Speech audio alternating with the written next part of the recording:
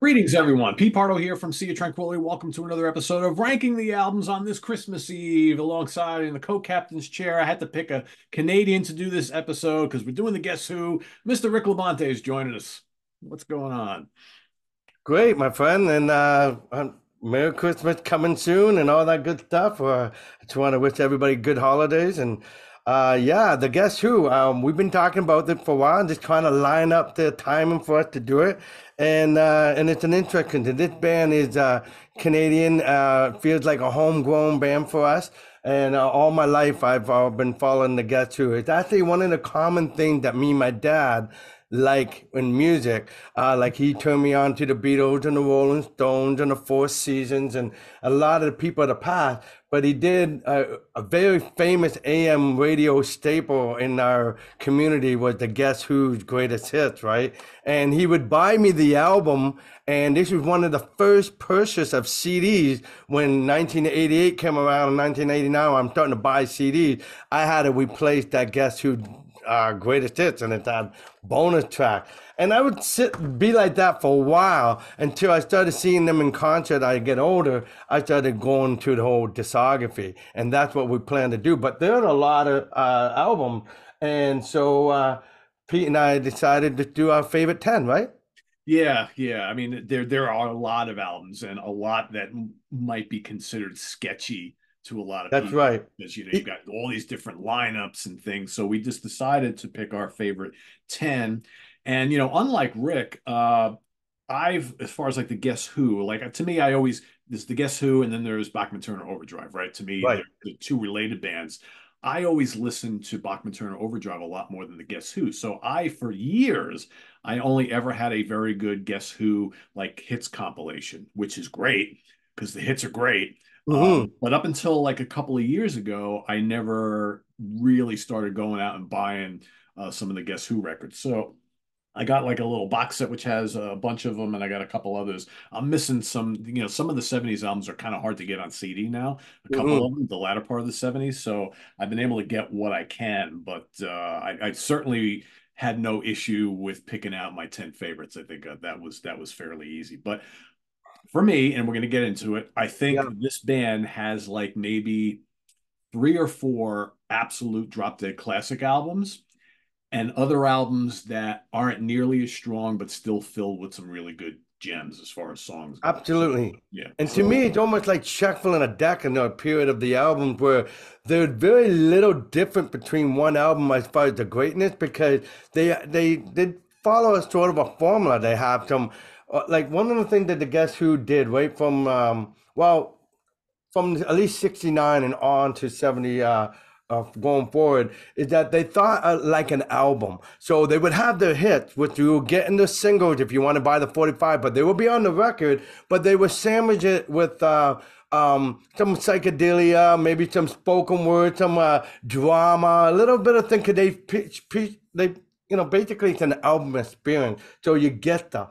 But when you were talking about how big the collection, I mean, they were a band that was before Burton Cummings really came in. There were all kinds of albums coming out that it was known as Chad Allen and the Expression, but they advertised it like Guess Who, and there was a conflict about name identification. So ultimately, when Burton came in, which he did come in that period too, at the time. But when they started really writing song 69 going forward, they thought like an album because people like Sgt. Pepper was out. They were thinking the album audience. And so they might have some spoken word here and there, but they always try to give you some boogie woogie. So when you get to the 70s, a lot of those albums have a little bit of those kind of things in their album. So it's kind of a coin toss because to pick this ranking, it's not like you said, there's definitely some winners at the top, but a lot of them are equal contenders for each other. If you like the Guess Who formula.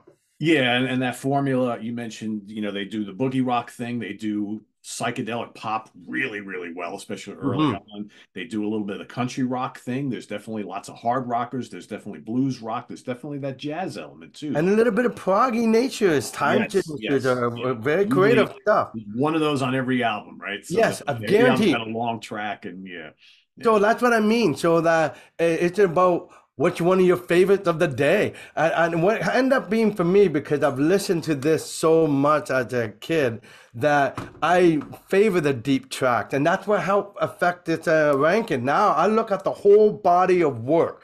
Now I don't look at the what was the greatest hits or what was the most selling album. To me, what was the album I enjoyed from start to finish that just had all kind of killer stuff, and you had to find a ranking. And believe me, right up to this morning, I'm shuffling the deck a little bit because as you listen, it becomes a newfound favorite to hear it again. Oh man, because they're Yeah. all ear candy stuff. And one thing you're gonna get with the Guess Who, they're great musicians, regardless of who is on in the position of this lineup. But you're always gonna get great vocals, and always gonna get what you just described. All those elements of music in an album. Yeah, for sure. And we just lost their original vocalist and lyricist, Chad Allen. But most of the albums we're going to talk about are going to center on the lineup of Burton Cummings on lead vocals, a little bit of guitar and keyboards, piano and organ mainly. You got Randy Bachman, lead guitar backing vocals, Jim Cale, bass backing vocals, Gary Peterson, drums.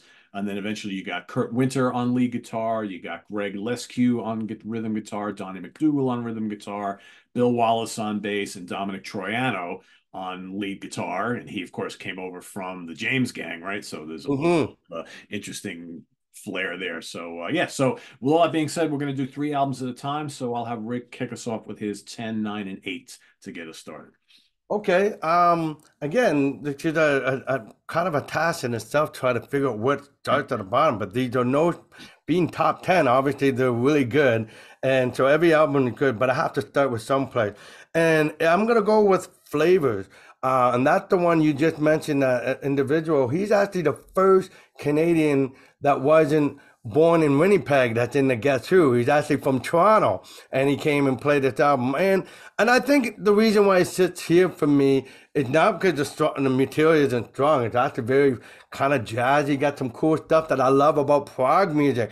But what I know about the Guess Who, it wasn't as song driven as it more instrumental driven, which is great too. Don't get me wrong. But I think it's the one album that I have the less years with, the less time, and it kind of, and I enjoy it, but then it's not the first one I grab. But Flavors is a very good record, and it has a lot of strong material on there. And I'll just highlight a couple of things just because we know how much time there we got. But Dancing Fool was a hit for them, and on that record. But there was some cool gems like Digging Yourself. Dirty's a good rock song. I love that song. And believe me, it fit more the Burton Cummings solo career that would be after that. He had some songs that he brought to the table that could have been on this record. And when they said, I don't know if it fit Burton, he knew right then, this is not my band anymore. And that would be songs like Stand Tall and I'm Scared, which has made him big time successful. In fact, there is a period where he started growing the mustache, which would be his signature look from here going forward. But there's some real strong gems. The Eye. Anyway, I don't want to waste time by time with songs, but that is a very good album. And I'm just thinking it's because of that formula is changing a little bit compared to the rest of the record. And that's why I think it sits here. But great album. Anybody never heard it, you'll like it. And for the prog fan, you would like this album not knowing that they're capable of doing this kind of stuff because they do great material there. Yeah. Cool. Okay, and my next in order would be the album that kind of got them on the roadmap, and you'd be surprised why I put it down here. And I think it's because of there's some real great songs, but there are not fillers, but there's other songs I like on the album of a whole, and this is not necessarily the one full of that, but Weep for a Soul, 1969. I do love this record, but I also heard it so much that I have so much more appreciation of the 70s period because the mixing in that. But this is an album that does sound like 1969. It has its age because of the psychedelic. It's like listening to early Traffic before Traffic got mature kind of thing. This is the very beginning, right? And it had the major successful song that got them on the map. with These Eyes, and this is just so it's a fantastic record. But I know there was more to come from this. They got like on a winning streak of albums from this day forward for a while there, and but this was recognized on both sides of the border, and that's so important mark for them. And if they didn't know who the Guess Who was, guess who that is? They finally put themselves on the map on this. And you said three, right? Yep. So the next one would be, and again, I kind of find out it doesn't really fit here, but I'm thinking about the album as a whole, and I do love it a lot. And it's called Rockin' from 1972. It's a good record, but it has a lot more boogie woogie stuff in there, and so some of it's a little bit on a generic side of rock and roll, and a little bit on a predictable side, which I really fancy the stuff above because they're so original music. It's so unique, written that a lot of people could perform like this record. And, this record wasn't groundbreaking that way, but it has amazing songs on there and definitely on here for a reason. But Heart Broken Bopper is like great and a weird trippy intro, right? So I love that. But whether it's Smoke Big Factory or Gun, when I was a kid, my dad didn't like this period of the Guess Who. When we get to the greatest hits and you get to Gun, he's they're getting too hard rock, and he liked all the ear candy melody stuff. But to me, I'm like, wow, this is great. And I remember hearing this record when I was just first time experiencing pot, and you had it in the headphones and hearing all the psychedelic rock music, the way they mixed it. And I'm like, man, this is a great record. And so this is another one of those albums that I enjoy a lot for the fact that it's not all the hits. I can put on an album and just listen to something totally different from the Guess Who that I enjoy. Cool. Yeah, I think we have a lot of. I think our rankings are going to be very different, but I think we have a lot of the same observations about this catalog. And what's really cool is that when you were talking about Wheatfield Soul, right? How you have all this history with it for so many years. I don't really have much history with any of these albums, so I've come to this catalog fairly fresh in the last couple of years, and I think that's pretty cool. So I think that's Yeah, why I think I it's think going to we be a should. great, interesting spin on this. Yeah, Me exactly. being So seasoned and you being a newbie, well, either way, we appreciate these records, and it's going to be near and dear to you, definitely because of the time. yeah, I only ever really knew the hits. So all these deep tracks to me, and then some of these albums that didn't have hits are like, oh, this is pretty good. So, and I don't have a couple of hard copies. So Rick, if I call one out and I Yeah, have it, I'll. I have your So back. my number 10 is going to be from 1974, their 12th album, Road Food. Well, okay, that one. Cool. And we'll talk off air about if there's a way I can get some of the ones that I'm missing. But anyway, we'll talk about that after. So this is the last with Kurt and Donnie on guitars. And it starts off with Star Baby. One of the things you said before when you were talking about rockin', which I'm going to talk about in a minute, I agree with you. I think some of these albums are full of a little too much of this kind of generic boogie rock stuff. And quite frankly, that's my least favorite style that they do. Because it just sounds like shit that everybody else was doing, and it's not all that interesting to me. There's a couple good ones on here. Like I like Star Baby. I think it's really good. When they inject some of those catchy melodies and hooks into a boogie rock format, it works better. But then you got that bluesy pop of One Way Road to Hell, which is great. Clap for the Mhm. Wolfman is a great song. That was on the hits collection that I had, or I still have. And that's really good. It's all about Wolfman Jack, right? Who doesn't like that? The title track is a fun rocker, got some great lead guitar, great vocal melodies. Rest of the album, it's just kind of like very generic boogie rock, country rock type stuff. I don't find that aspect of their music all that as entertaining as some of the other things that they do, but it's still a pretty good album. So that's my number 10. Number nine, I'm going to go with Rockin' from 1972, their ninth album. So this is the last one. So we got a lot of lineup changes happening around this time. Last one with Greg Lescue on guitar, and last one with Jim Cale on bass. You mentioned Heartbroken Bopper. That's great. I like Mhm. when they do the big snarling hard rock stuff. I think that's really good. Nasty guitar tones on that, really good. I like when they blend like pop and a little bit of that jazzy sensibility Me and too. blues, which Smoke Big Factory is. I really like that a lot. I think Guns is terrific. Me I love too. the chorus. I love the good. I like when they use like blues and fuzzy like psychedelic guitars and stuff. Really good. Your Nashville Sneakers, kind of loungy pop jazz. That's pretty good. But man, the rest of the album is just brought down with just too many boogie numbers. And I wanted to rank this one higher because I do really like three or four of the songs, but the rest Me of it too. Even the name Rockin' is a great. It is rockin', but it's is all right. more Yeah, rock but and it's rolly. yeah, it's Yeah, rocking I in a get it. weird way. But yeah, but Let's it's good. It's good. yeah, It's a good album. But right to now. me, it's just too generic sounding in spots. Number eight for me is going to be number 10, which is actually their 11th album, but it's their 10th for RCA Records, which is kind of weird. I always hate when bands do that, but whatever. So this is another one. Um, some really good songs on here, like Musicione, however you say that. I Um, don't know if that's how it's pronounced, but it's great. Number I don't two, know. It's a second track. great song. That's just really, really good. And it's probably my favorite on here. That's good. But yeah, that's just great driving hard rocker. I love Glamour Boy, which is kind of like this dreamy pop song. These guys do pop. Burton Cummings knows how to write a good pop song. I mean, he really does. Definitely, definitely. And you know what's interesting too, when you start to listen to some of these albums after Randy Bachman left, so much piano on these albums, and he's a Yeah. really good piano player. Oh, Especially doing the definitely. pop and jazzy stuff. The barroom boogie, 12 bar boogie stuff. Whatever. I could take or leave that. But when he's playing piano on some of these more pop and jazzy tracks, holy shit, he's just Oh really yeah, good. trust me, he can play. And Well, yeah, I mean, he actually went on tour, did played vocal on piano and do all that stuff, and you'll be amazed how he can pull it off. yeah. Even with yeah, it's amazing. He's a good player. And I just realized that because I just got this recently that this CD that I have here has road food on it as well. So I don't need to get road food. My hard copy is here. Oh yes, yes. So we got two and okay, It's a two cool. on one. Yeah, they don't even show. I forgot because they don't even show the cover art on it. It's just See, that is the following order. Number 10 with the because they put out two albums in 73. That's the second one, and the next album would be 74. yeah. Yeah, there we go. Yeah.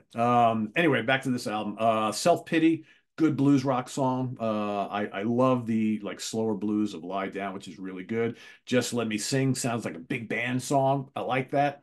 Again, the rest of the album bogged down a little bit, too much country rock, too much boogie rock, but overall pretty good. And you can totally tell at this point, like this is Burton's baby right here. I mean, he's Hmm. firmly in control of the band.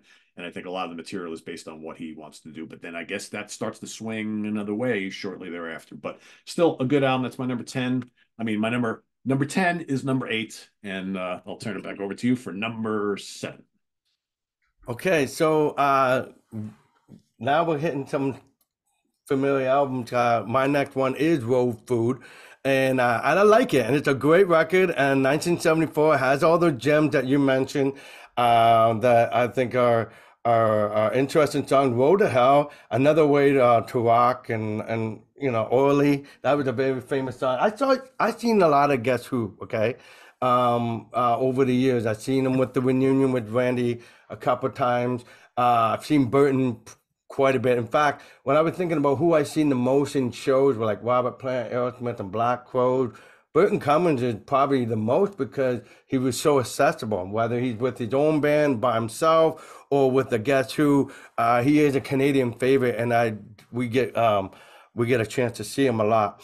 And one thing about Road Food and the album going, everything I mentioned, a lot of the hits he played. He's very faithful of playing songs that people are expecting them to hear. And so he does give these whole anthology. He never disappoints.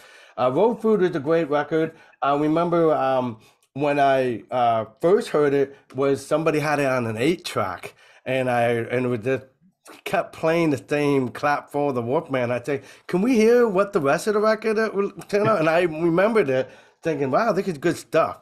So my next one is the one you mentioned again, and all the tunes you mentioned are the songs I would have mentioned too. Is number 10.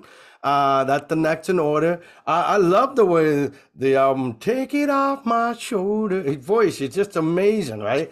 And I don't know if he was inspired by "Hey Jude" and took that line and right. But one thing you got to know about all the things we mentioned about the boogie woogie and the piano, the Guess Who started a career as a cover band, and they were even when they had the song "Shaking All Over" before Burton would enter the scene, they had their own material, and it sounded something that would compete with the British invasions of the time in the 60s, but just not a lot of marketing, and Canadian had a smaller market, and so they didn't make the hit. But one of the things that the band got very popular, they would be on our Canadian broadcast shows on TV and play the hits of some of the people in the past. And Burton was singing from, vocalists from the doo-wop and the Drifters, and then Little Richard. So all that schooling that he did for rock and roll, it was in his DNA. Yeah. So it's always going to come out in every one of these records because, like you, he's a comic book collector, loves Superman. He collects baseball cards. He goes around trying to get all the things that's Elvis, and he loves the Doors. And when he goes on shows, he wears a shirt of some famous person in the past that kind of passed the torch to him. So they were always known do that. And it was a common trend, even though we had, later on, whether it's Chris Allo or me or you might say, you're right, he spent 15 minutes doing the classic oldies, right? But all bands did that. Led Zeppelin would throw some old tribute to the oldies in the middle of Whole Lot of Love. A lot of bands did that, and Burton Cummings was no different. In fact, there would be times he would just throw a cover because he felt like singing that. And he can. And he would sing some really hard stuff like the Platters, and so that's why it's not, to me, as I knew more Burton, I got used to the idea. I'm expecting some boogie woogie and stuff like that. But when they do it their own songs and they do their own stuff, it's actually give it a little better kick. The drummer is a great drummer, and Oh, the he guitar is. player is oh god, and then the full vocal that they have, the huge big choruses. They make those boogie woogie songs a little more exciting just because they put the Guess Who thing, but it's part of the formula. And these two albums I mentioned fit that bill big time. So next is I think it's a great record. I have to find it here. Yeah. And some people may be surprised that I put it at this place, but I just think the other albums are almost perfect. My top five is just amazing, but this is Can We? I think it's just a great record, and it definitely showed what they were capable of, and they had a whole like, it was an improvement of Wheat for Soul because they took what was really working for them as a songwriting base and put that whole album experience with psychedelia or psychedelic stuff perfect. I think the tracking order is really well thought out. And I think it's just where the next few albums, I think, makes the reason why they're so high, because they not only strong material, but the tracking order is very important to keep everybody interested from start to finish. You don't upload front stuff, all your hits, and then get weaker. They actually space it out where it's a really enjoyable listening experience from bookend to bookend. Cool. I love you giving all this insight from the Canadian side of things because I think it's integral to this discussion. And I want to echo something that a couple things that you said. There's actually I want to comment on a lot of what you said, but I think I'm going to wait and do it when we're talking about the albums because Sure. a lot of things that you were saying were observations that I've been making on some of these songs and some of these albums. But one thing I do want to say, um, again, because this band really never made much of an impact on me previously, one of the things I really enjoyed about really digging into this catalog is this guy is a great singer, really great singer, and I almost feel bad that I didn't grow up with Burton Cummings as such a regular part of my life like you had because Hmm. I'm listening to these albums and I'm like, this guy is absolutely terrific.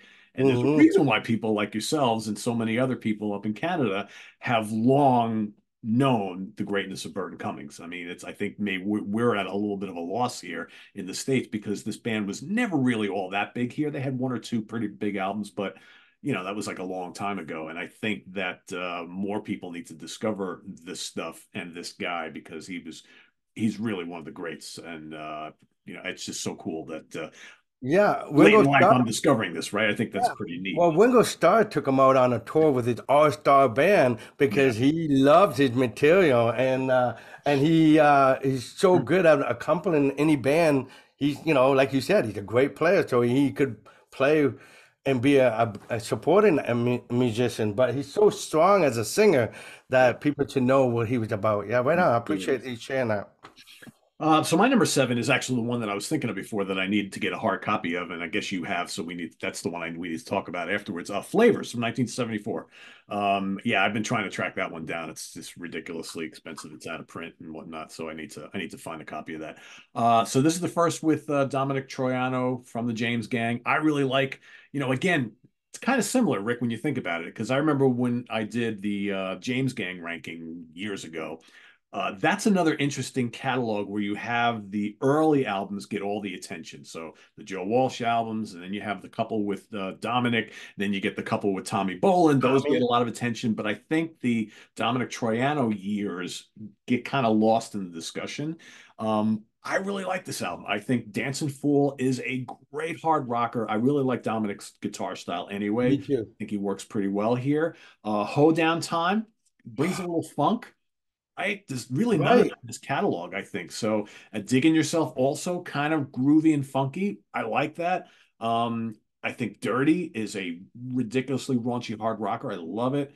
I think Dominic's stamp on this band is all over this album. And you bring Hmm. someone new in, and all of a sudden it just totally sounds different. Maybe to the detriment of what everybody expected of the Guess Who, which is could be. But I think Exactly. I A sounds like form of traditional change Guess and a Who. slight, but Yeah, still yeah. good. But I is a nice pop song. I think Long Gone is really interesting. You mentioned before how usually on every album there's one track that lets them stretch out, do some proggy, jammy stuff. That's the one on here. And I think Burton's vocals are outstanding, and there's some great guitar solos. I think overall the album is maybe a little erratic because it is kind of all over the place and throwing some different stuff in there. But I think the good really outweighs the stuff that's just kind of mediocre. But I think overall the album for me works because it is a little different. So that's my number seven. Number six, I'm going to go with So Long Bannatyne, their eighth album from 1971. I know a lot of people will probably rank this a little higher than me. I do like this album a lot. I think Rain Dance is terrific. I like when they do the quirky psychedelic pop stuff. I really like that from this That's band. cool. Going a little crazy. Again, pop, psychedelic music, jazz, prog, all kind of rolled into one. Very cool. Pain Train, good blues rocker. Gray Day. Gray Day is really interesting because it's kind of bluesy, it's kind of folky, and then you got the piano and the acoustic guitar, and then all of a sudden this like screaming wah wah guitar solo comes in on the electric Hmm. guitar, and I'm like, wow, that's kind of cool, right? Um, and then they do Life in the Bloodstream, which is like old school 50s pop, right? Like kind And of that's one of his, again, signature schooling. But you yeah. know that Pain Train that you mentioned? I didn't hear the record first. I heard the live at the Paramount, Oh, that's really cool. 1972. Yeah. Fantastic record. Yeah. And that was the way they warmed up to get the song going. And I'm like, man, this song, where's this one from? And I didn't realize I was missing an album. And I discovered I'm missing the second one, which was Flavors, was another album I was missing when I learned about that. So I went and seeked out that record just because I realized it wasn't in my collection, and I love that tune from that live album. Yeah. It's even better on the live album. But Yeah, it is better yeah, than the live album. this album's good because there's a lot of variety on here. But then you got, One Man Army, and you got the title track, and then you got Fiddlin', more of that kind of like that boogie stuff that I'm not overly crazy about. So for me, I think, this is a earlier album in their catalog. I don't think to me it quite hits at the greatness of some of the ones that came before, but there's certainly some great material on here. So yeah, number six. And then number five for me is going to be hold on. Artificial Paradise from 1973, which is no, that's the cover right there. Anyway, Yeah. I have another. It's on this two for one. Yeah, there you go. Which is really cool because you can get some of these out there. They have like two on one collection. So mine, Yes, I got a few of those. Mine's got We Field Soul and Artificial Paradise are all included in one. So this is the 10th album. So here you got Donnie McDougal on rhythm guitar and Bill Wallace joins on the band. I Bye Bye Babe actually is one of the boogie rockers from this band that I do like a lot. I really like the guitar work from Kurt on here a lot. Samantha's Living Room is wonderful. Again, I keep harping on this, but I really like when they do this kind of swirly, dreamy, psychedelic pop stuff. I think it's Yeah, just, it's like he's like the Paul McCartney songwriter, yeah, a little that's a bit of good point. Elton John in a way that you can have a singer-songwriter stuff, but like Elton John, he has a kick-ass band that can deliver the goods. And Yeah. so it always all these embellishments of the performance, but he can be sentimental. And what I like about that you can appreciate music like this, like our friend George, and all of them say no softies, but to me, music is what feeling sounds like. And if you can't, if I don't want to just aggression and fast, I want able to do all those things, and like a Beatles album or like those famous albums that are like Elton John that gives you all the emotion. Burton does that very well. He does that where he's still cool to listen to this soft ballad and know that he's singing his heart out. Yeah. I mean, don't get me wrong, I'm a rocker, right? So Me I always too. gravitate towards the rock, the harder rock stuff, but I can really appreciate a well done pop song. And I Me think this too. band, because a lot of bands do like they like George says, they'll throw a softie in just to throw a softie in because oh maybe we'll get some radio airplay. But there's a big difference between a bland, uninteresting, unmemorable softie and a softie that's really well created. That's right. I These think that's guys know how to do that. And what I also really like about this band, I love his lead vocals, but I love the fact that there's all these lush backing vocals. Like sometimes, that's like right. on this song, Samantha's Living Room, I almost feel like I'm listening to Crosby, Stills, and Nash and Young because of the way Absolutely. they layer the vocals. I think that's something that is a big aspect of their music. Yes, it Um, is. Consistently through the catalog, they give you ear candy vocal harmonies. They definitely do. Big stuff. yep, those Showbiz Shoes is really good. I like Rock and Roll Esteem is good. I think for me, the reason why this album is ranked a little higher than some others, I think the boogie stuff on this album is actually pretty good. Yeah, Whereas on some of the other albums, it's almost like they wore out their welcome for me. I think the boogie tracks on here are actually really good. I Um, agree. I love All Hashed Out. I think that's got great melodies, good hard rocker, and to me, probably the hidden gem on this album. And then you got like Orly, which is kind of like a Totally. country Yes. rocker, but it works. Lost and Found is nice. The Watcher is really good. I think it's a very strong album, and this is the one in my ranking that kept rising up as where I was putting my list together. So yeah, that's Right my on. 7, 6, and 5. Back to you. Okay. So those last two albums you mentioned is toss. So I'm just still a few hours sleep here. Um, it was late last night, but anyway, those to me, that's what I was talking about, flipping them back. I didn't know, but I'm just gonna stick what I got on my paper. But the next one would be Artificial Paradise, and for all the reasons you gave and all the tunes you picked, it would have been the ones I highlighted. So saving time right there. But I like the All Hash Out and Oily and all those things that. I also love the deep track because by then there's quite a few songs here that I had on the extended greatest hits, so I Oh, really? knew Okay. that it was loaded. But I like the B side just as strong as the hit, so I really appreciate that. And that comes in what you mentioned before. Um, you had it in a different order, but So Long, Valentine, That's, yeah. whatever. I love that album. One of the things I think. Um, it's the memories of all the concerts that he plays some of these tunes, whether it's Rain Dance or stuff. But in every album, he has those weird off the wall, like what's that one? You think I'm going a little crazy? There's always a song like that in a record where it's a little the chord progression is kind of uncanny, but it works somehow, and he makes this cool little. Uh, I think another thing about the music is a lot of anticipation. Like whether it's the rain dance, but the real part you're looking for is that hook is coming right around the corner, and they tease you with it, and then you get you into that hook that you're waiting for. A lot of that songwriting is like that. Is that when you know the tune and you love that spot in the song, you can't wait till they get there. And they were smart because these songs are not long. They're always like Yeah. just long enough to keep you interested in and moving on to the next thing. And so that's why you want to play the album over again because I didn't get enough of it because it's such a really good hooks that you could look forward to. And I think this record did a lot of that. And Pain Train, again, that I really like the live version best, and that's the way I heard it. So to me, that's the definitive version of that song. So anybody who didn't check that out, get this. It's a great concert, In fact, especially now. you can get that on Amazon. I got it for 7.99. It's cheap. Oh yeah, and then we have bonus stuff. So today it's remastered and got extra songs that should have been. What's interesting though is he did a new Mother Nature without No Sugar Tonight in front of it. That's the only thing. It's okay. We though they do play some songs that Randy written, they just didn't capitalize on that part. I don't know why. But Sour Sweet is a very famous song. You pretty much get him doing that in every album when he does this. The concert.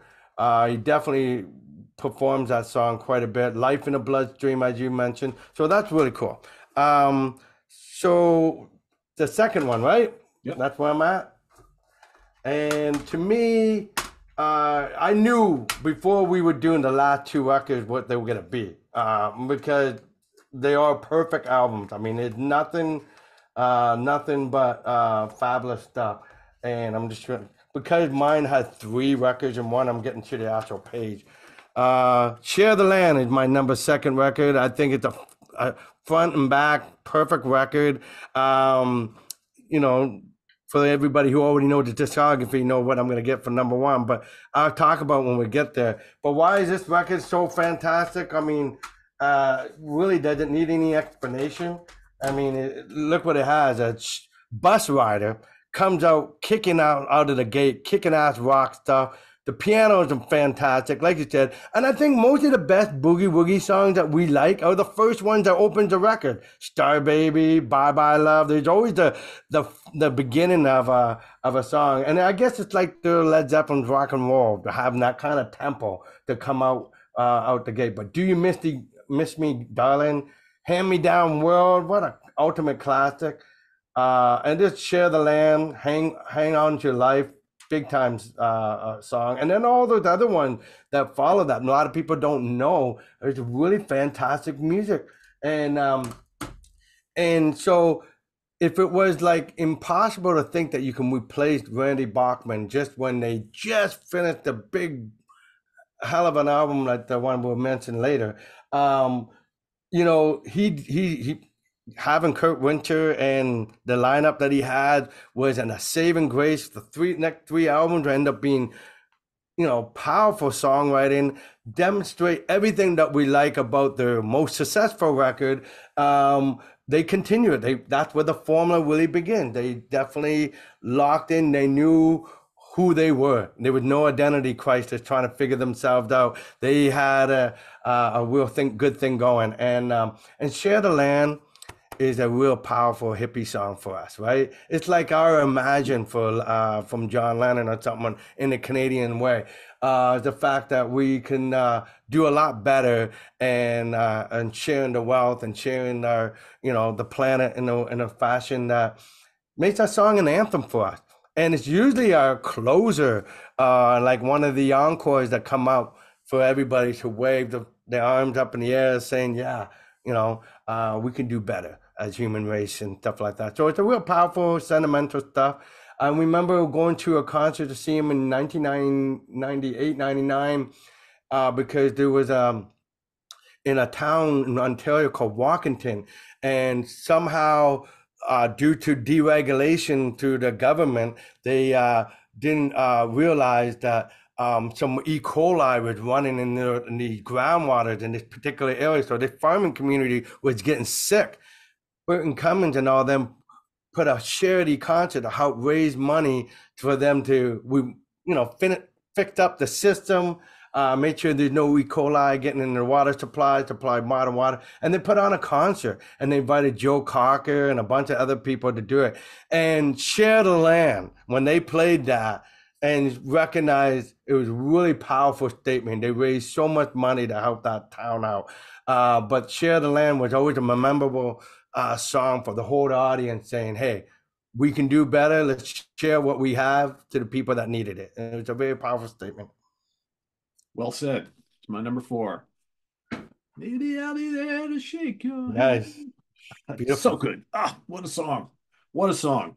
Yeah, that's my number four. It could rank higher. That my top four are just like Me very too. hard to do. I mean, my number one was a given, but three, four, three, and two were really, really difficult. I mean, yeah, Eric, echo everything you said. There's some great stuff on here. The title track is amazing. Do You Miss Me, Darling is really good. Crosby, Stills, Nash and Young. Again, I hear that. Moan for You is bluesy, jazzy, hand me down world. Great chorus, great rocker. Um, how about Hang On to Your Life? Oh no, eh? Holy heavy song, right? It's like Jesus. That's They like the can rock. unsung, almost proto metal song in their catalog. It's like, man, oh man. Coming down off the money bag, Song of the Dog is bluesy, jangly, country rocker, big wah wah guitar solos. Really, really good. Three More Days is again the lengthy one on the album. Every album's got one. Hard rock, psychedelic, folk, Yep. all wrapped up into one. You said it perfectly. Despite the loss of a major part of this band, they don't miss a beat whatsoever. You could say, I'm sure Randy Bachman afterwards is kind of like, oh, I left the band and they had to hire two guys to replace me, right? Yeah, but it works. Yeah, One it thing I do does. want to mention for folks watching, go seek out the two studio tracks, the two session tracks that never made the album on here. Palmyra is great, and The Awesome. Answer is also really good. You The can answer, yeah, that's for sure. it's a shame they didn't make the album because they're as good as most of the other stuff on the album. Really, really good stuff. So you can go on YouTube. They have them streaming on YouTube. And I think one of the reissues has those included in there as well. But yeah, Share the Land is my number four. Could be higher. But man, my top three. I'm going to go with Canned Wheat. Again, remember, I don't have a lot of history with these albums. So Yes. for me, this Yeah, is I one of wore the the albums. vinyl out back in the day, and I'm a CD guy. That's how long I've been listening to it. One thing we haven't brought up at all, these guys recorded like five albums in the span of like a year and a half. Yeah. Two in 69, two in 70, and one at the beginning of 1971. Boom, boom. They were just in the studio constantly. And that's a testament to the writing creativity that was going on. Mhm. So this album has, I always thought the cover was interesting, right? Pretty cool. It kind of reminds me of like those early Who albums. But that Uh, was a play on words, right? Can wheat, can heat. yeah, exactly, right? Um, so it's got an early version of No Time, which it's still the same song. It's still magical, but it's not quite as good as the version No, that it comes isn't. out shortly thereafter. Because it was weird. They redid the song for the next album, which they did like 5 months later or something like that. It's missing a little bit of the bite that's on the album we're going to talk about in a couple minutes. But Minstrel Boy, kind of folky, not one of my favorites on the album, but the rest of the album I love. Laughing is killer pop song. Again, Amazing. I sound like a broken record. I love when this band does pop, psychedelic pop stuff like this. And then how about Undone? Oh yeah. To me, that's Randy's best song he contributed of all the Guess Who stuff. That was his, 'cause that was all his. It wasn't a collaboration effort with Burton, and that was his best song. And did you know that Burton plays the flute on that song, and he plays harmonica? Like he's really a talented individual. Yeah, all the piano and all the flute stuff is all him on these albums. Really, Yes, really good. Yeah, Undone is great. And if anybody ever wonders where a song like Blue Collar from BTO kind of comes from, that's, he throws absolutely the stuff out all the time. Really, really good. Undone is, I mean, it doesn't get much better a 1-2 punch than Laughing and Undone. I mean, that chorus on Laughing, I have it going through my head right now. It's like, man, so amazing. good. So good. Two of their best songs right there. Boom, boom, boom. And Burton just killing it. 6 a.m. or Near, another really good pop song. Love the flute solo on that. Old Joe is another good pop song. Of a Dropping Pin is one of this. The one thing about this album, I think that kept it a little lower for me, not that three is low, is that I think that it's lacking some rockers, but That's it. That's why it sits where for me. right. I mean, like, it's But as a pop irritatingly album, though, Rick, it's melodic. great. It's Yeah, fantastic. Yeah. But of a yeah, Dropping Pin is one of the cool rockers, and then Key is another good one. yes. Really good, which is over 11 minutes long. Drumming is great, but it probably, I mean, come on, we don't need a 4-minute drum solo on at the back end of the album, but still really good. I really like it a lot. So yeah, to me, this probably would even rank a little higher if it had maybe one or two more rockers and the key was maybe a little bit shorter. But otherwise, I awesome can agree with album. that. Awesome album. And my number two is, where is it? Wheatfield Soul. All Okay. right. Again, I love the pop stuff. So this is the first to feature Burton in the lead vocal slot. Chad's already gone. These Eyes is just, again, another just amazing, amazing song. I've always loved it. Uh, Pink Wine Sparkles in the Glass. You know, this album is kind of dated sounding in a good way for me because I really like that late 60s kind of like fuzz guitar sound over acoustic guitars and the trippy arrangements. I mean, that song is a perfect example of that. I Found Her in a Star is another one. It's got that kind of really cool fuzzy guitar tone from Randy. I really dig that a lot. Friends of Mine. So now I'm going to mention, I've been holding off on it the entire episode because you mentioned him earlier. Uh, Listen to Friends of Mine and tell me this guy was not a fan of Jim Morrison Oh because yeah, all I hear is the Doors on this song, and I'm like, that is like the right best on. Doors song that we never heard before. It's I so I good. thought the same thing when you hear not only musically, but his approach to the lyric too is very Jim Yeah, the Morrison way he's like. barking out the lyrics and just the Yeah, magicalness of it, and then these that is great. even that, and that yeah, it affects him. That's why he has those spoken word poetry from song to song, from album to album, because he was hooked on the Doors fever. He was influenced by what was going on at the current scene. For He's sure. got that angst in his vocals, and then there's all the Yes, screaming guitar solos all over the place. Dynamite, dynamite song. Really love it. And then how about A Wednesday in Your Garden? Again, going you back to know, pop, the way they do that psychedelic, swirly, dreamy pop stuff, just really, really good. Uh, Yellow Rose, there's elements of the Beatles on this album. There's elements of the Moody Blues on here. definitely. They're just doing all this kind of like Maple Fudge. Really, really good song. We're Coming to Dinner, good hard rocker. I mean, just excellent, excellent album.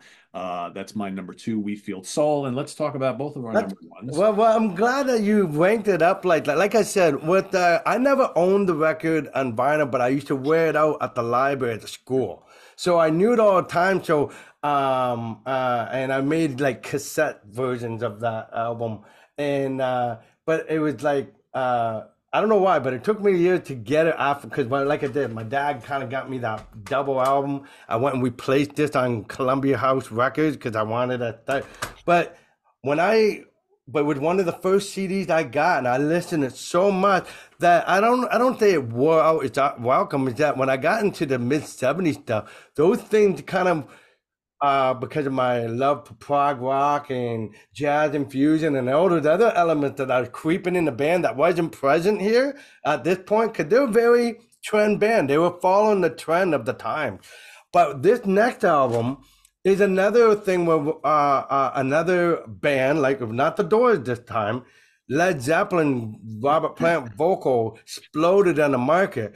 Burton he wasn't doing anything prior to him like a Robert Plant thing, but it made him search out for that kind of voice. When you ultimately get American Woman, that was influenced by Led Zeppelin. I really truly believe that, and that's when he started carrying those. Every album had a rockin' voice like that, right?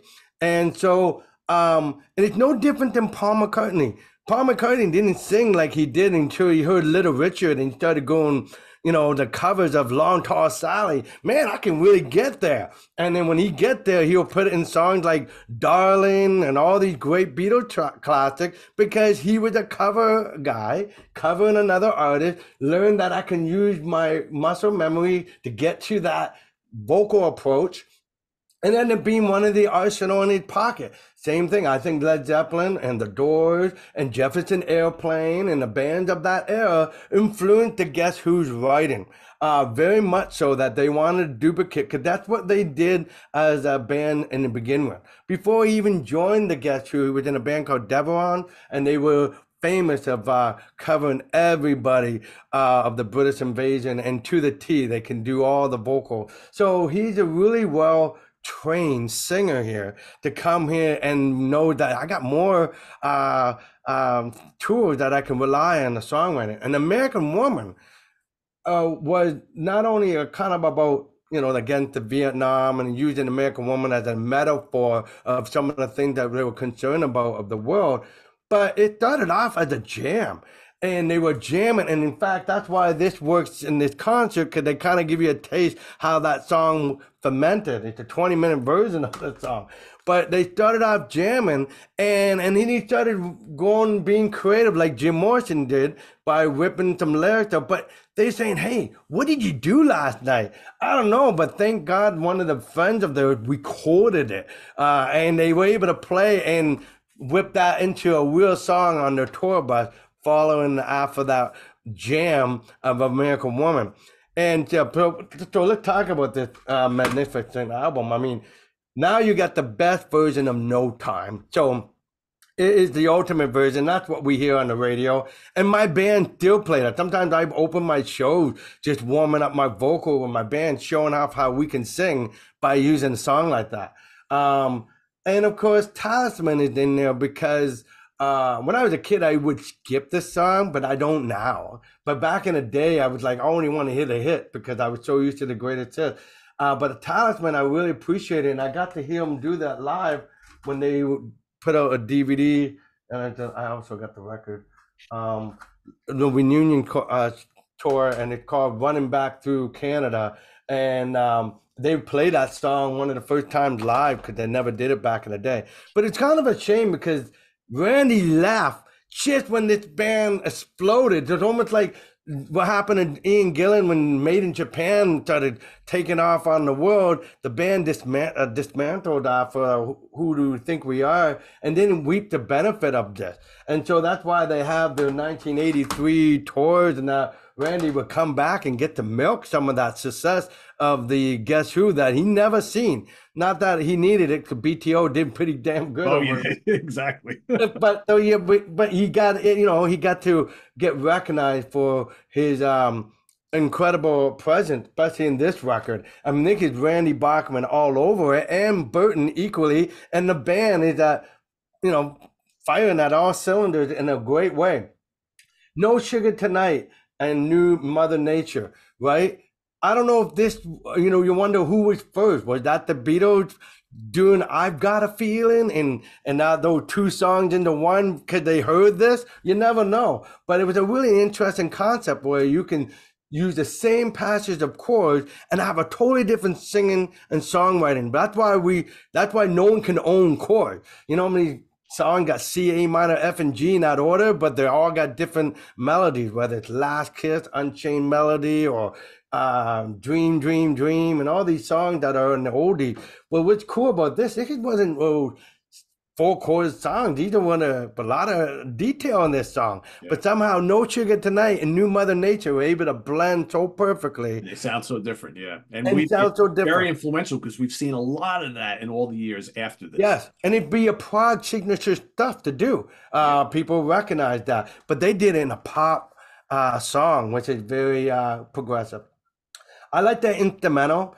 969. I love that. I could listen to that. I could wake up in the morning. That be my alarm clock saying, "Hey." And how cool is that? Because when I listen to that song, it's almost like the beginning sounds like grungy rock, kind of like Neil Young and Crazy Horse, and then all of a sudden you got this great jazzy flute coming in, these nice jazz chords, and then boom, the heavy stuff comes back again. Very, very cool. You knew it's the same writer that did Undone, and you knew it's the same writer that did I'm Looking Out for Number One and Blue Collar Man. I mean, it's all in that wheelhouse of the jazz influence, his ability to play. Well, When Friends Fall Out, another solid song. There's just that, I mean, if they had so many hits off this record, something might not get unnoticed, but that could have been a hit of its own. 8:15. I thought it was cool because they even used that lyric in Taking Care of Business. Wake up in the morning and take the 8:15 to the city. So it's a cool reference there. Proper Stranger. Love it. And then, of course, the whole blues thing, Humpty Blues, and shows off the harmonica. And that was very style. A lot of bands had to show their blue power in 1969 and 1970. But anyway, it turned a lot of people's head about what a singer he was doing. In fact, some people thought it was Led Zeppelin, and it could have because they're British and they're singing about American Woman. Somebody might have assumed that, but as we learned, people knew who the Guess Who was. Really put them on a serious map because now they were known as an AM hit at the time. They had These Eyes, Laughed, and Undone. But now they were going into the rock arena camp where people are seeing them as, you know, the rockers. So Randy didn't get to see the benefit of that career. And so I'm glad that the album was so strong and the money was lined up. Could that band could have disbanded right there, and I would have been ashamed. But Burton was able to get a lineup together and keep that momentum going, and end up being one of the every concert you have to close the show. With American Woman, it's like their whole lot of love for Led Zeppelin. It's their Won't Get Fooled Again for the Who. It's the grand finale tune to let people know that this is the way we're going out. Yeah. I mean, you basically said it, that this is the first album where they got taken seriously as an album band, right? Yes. Even though this had hits on it, this all of a sudden now people were buying it for the album itself, which I think is really good. And I mean, you mentioned all the great tunes, so I'm not going to get into it. One of the things I really like about this album, I love the way it's produced. And Mm. I kind of hinted at it earlier. There's a handful of tracks on this album where they do such a great job of layering. It's like the song is rocking, but you have uh, power chord electric guitar riffing with nice acoustic guitars underneath. So you hear both Hmm. very high in the mix, and it works so well. I mean, you mentioned Proper Stranger. When Friends Fall Out uses that really, really well, that whole technique. So I think it's really good. There's great guitar solo on here. Yeah, it's crazy when you think about it that they achieved this artistic height with this album. And then Randy's like, okay, I'm out of here. But sometimes, bands have, people don't get along. It And was over lifestyle choices. Basically, it wasn't the wasn't that he didn't like the music direction, because he would go even harder rock afterwards, as we know. But he didn't like the party and smoke. He was alert. Didn't want the pot smoking, the cigarette smoking, and he actually formed a band with people that were rock and roll and not the life. Well, Burton was a rock star at this point. He wanted to do all what everybody else did, party and do it, and that's what he done, right? For that's the difference between the two guys. It was they were compatible musically, but their life on the road and the tour, they were two different individuals. But they learned to respect that space because they come together many times. In fact, they got, as we know, a lawsuit going out there because they want to keep the identity of the band. And it's kind of funny. They call it the Guess Who because you got to guess who's in that band. yeah, Um, yeah, but it's a little controversial, and it really is. Like the classic story of McDonald's brothers and all companies that somebody sweep the rug off of them. Like it turned out when the band broke up '76, they're all launching their own career. Little did they know that the bass player who left the band quite a bit went and bought the trademark. Noticed that when he was trying to get things lined up for Burton to agree to do a tour, and we'll play some of your music, whatever he was trying to sell and negotiate. He learned that the Guess Who logo and all that trademark wasn't licensed or wasn't legal. So he put the money on it. And now he owned it. And then even when he doesn't play, he can farm out the band and have people play. And of course, they used the one of the longest standing member of that band is Gary Peterson, great drummer, one of the yeah. fabulous drummer Canadian ever produced. And Burton often says so live in concert that, how good he was. But I mean, I know he contributes some songwriting, but for the most part, he's the only person that has the longest standing Guess Who ownership. But he doesn't even own the album band, like on that term. So, and when you did your review, I never heard that record that came out. Could you show everybody that one?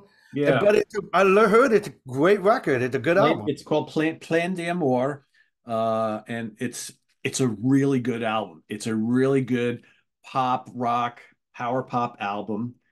Is it a Guess Who record? No. And the sad thing is, Rick, a lot of people probably won't even bother listening to it because they're upset over the fact that it is called the Guess Who. If you kind of forget that for a couple minutes and you just listen to it, it's a really good album. Songs are really memorable. It's really well done. It Mhm. doesn't sound anything like anything we've been talking about, but it's a really good album on its own. They probably should just call it something else at this point. But I would Obviously, I would urge anybody to go and give it a listen because it's actually very good. Yeah, and I heard it had some good. I mean, he had people like Rudy Starzo playing that band at one point, and Oh yeah. yeah, so there's a lot of talent that come in and out. And at this point, with all the changes, even when Burton time in the band, who's the real Guess Who anymore, right? So it's open for debate for people. But to me, I'm one of those loyalists when I love somebody so much. Look, I told Pete and I shared the viewers again. Took me a long time to get Slave and Masters from Deep Purple with Joe Lynn Turner, who I like in the Rainbow and everything, because Ian Gillan was my guy as the lead singer. I was pretty faithful for a long time. But then I can't say I have every Deep Purple album unless I have it. So even right now, I can't say I have every Guess Who album. If I don't have the one he shared. But that's open for the debate because there's a lawsuit going on. And I'm gonna wait to see who wins. But no, nevertheless, it is I'm a Burton Cummins fan. I got my own way rock. I got his signature. So I'm a little bit patriotic because the fact that he one of the reasons why I sing today. He's one of my favorite heroes, and as a role model, I'm gonna be rooting in his corner. But I don't think they're not doing anything harm in terms of recognizing the song. Like the very first time I seen the Guess Who, my brother called me. This is like late '90s, before the reunion. Maybe yeah, something like maybe '97 or something. My brother said, "Hey, the Guess Who put on a free concert in Chatham." He was only living there briefly, and so I went there, and I'm like, "That's not the Guess Who." The only person I recognized was the bass player and the drummer, and the rest of the band wasn't there. And I'm like, "Did they do a good job? Did they, yeah, like a cover band or a tribute band? They did, did, but it wasn't the same." And so I never went and seen that again. So from '99 on, I saw them every time they came back together and put on a concert. And they play everything from what we pick as the top 10 records. But doesn't mean that that band doesn't try to do the band with justice. It's just how patriotic are you? Look at me with Uriah Heep. I realized David Byron passed. I moved on, and Bernie Shaw ended up being the best singer for me. And the guy done it for over 30 years. He deserved to be recognized as Uriah Heep singer. Look all the records he put out. He put more records than I think David Byron did in terms of putting the music out. So it's not about all loyalty. It's that you got to show the good. And they were changing personnel so much with this new Guess Who. Oh yeah. I'm not caught up in that right now. Yeah. You know.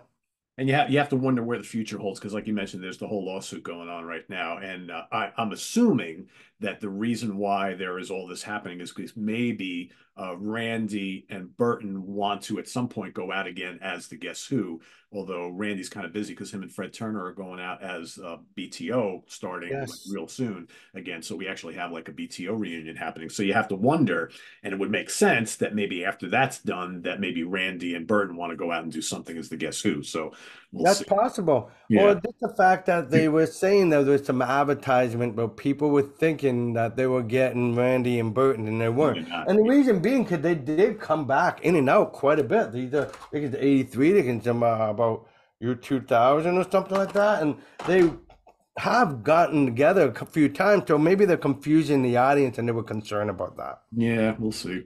for the And buying public. I But urge anybody to, again, going back to what you were saying about that kind of differing of how they wanted to live the rock and roll lifestyle. And that's one of the reasons why Randy left. If for folks watching, if you haven't read Randy Bachman's autobiography, read it. It's really, really good. So you'll get all the ins and outs of what was happening behind the scenes in the Guess Who at the time, and then everything relating to BTO and how when BTO would bring other younger bands on tour with them, they were like, none of that stuff going on. And, a lot of the hard rocking party bands of the day didn't stay on BTO tours for too long because of that whole reason where they wanted much more of a sedate kind of atmosphere on tour. So yeah, they're famous for that. So yeah, I know, and just because you mentioned that other album, I will respectfully give it a shot to listen because one of the things we encourage in the SOT, at least being open-minded.